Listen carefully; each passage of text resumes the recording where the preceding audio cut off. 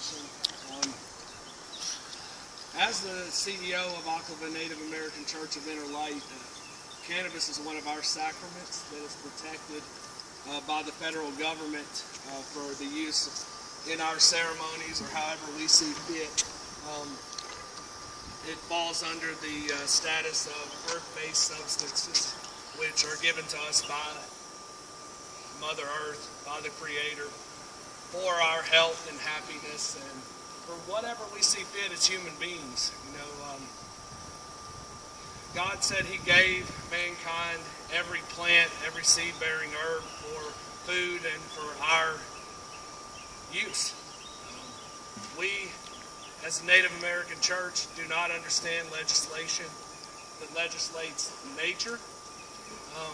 We don't understand any other reason for that other than greed and evil ambition to suppress and oppress the people that it's supposed to be there to serve.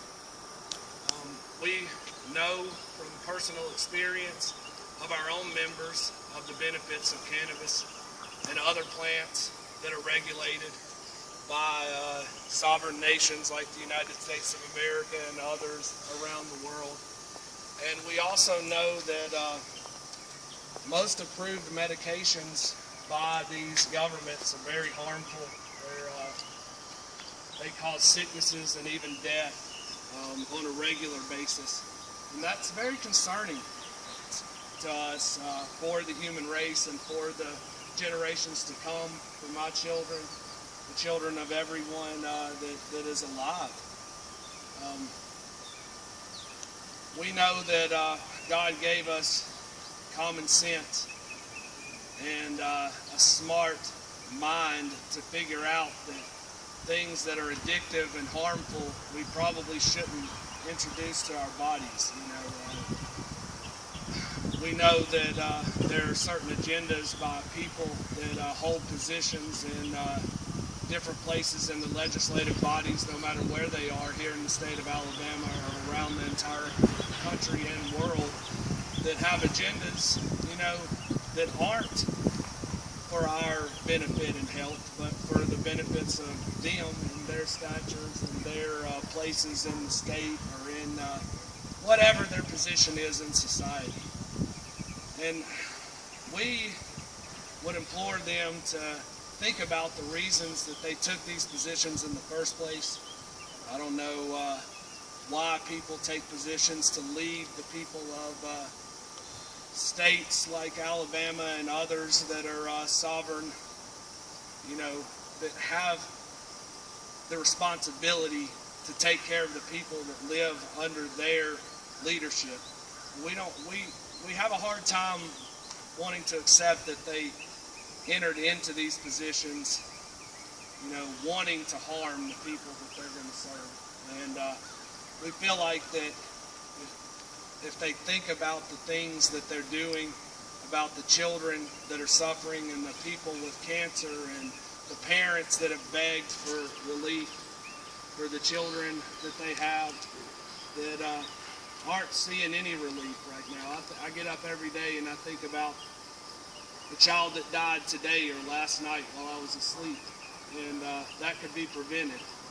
I think about some of my members that are dealing with horrible side effects of trying to detox from methadone and Suboxone and different things like that because they just don't want to be drug addicts anymore. We know that plants like cannabis can help alleviate this suffering, whether it's to help them to get off of these horrible drugs or to replace them even. We know from personal experience in our own church and members of our church that have been cured of cancers, that they're just not there anymore, and there's no explanation for why that is by the doctors other than they were taking these flowers, these flowers and extracts that God gave us and gave us the knowledge to use.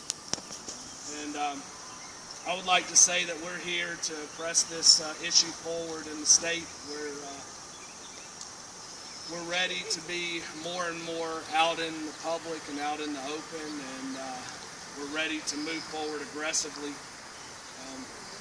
I would like to partner with anybody or any organization that would like to be a part of this. I'd like to talk with anybody that wants to see people get the natural medicines that they need rather than be put into slavery by these pharmaceutical drugs and people that are advocates of that and other harmful things.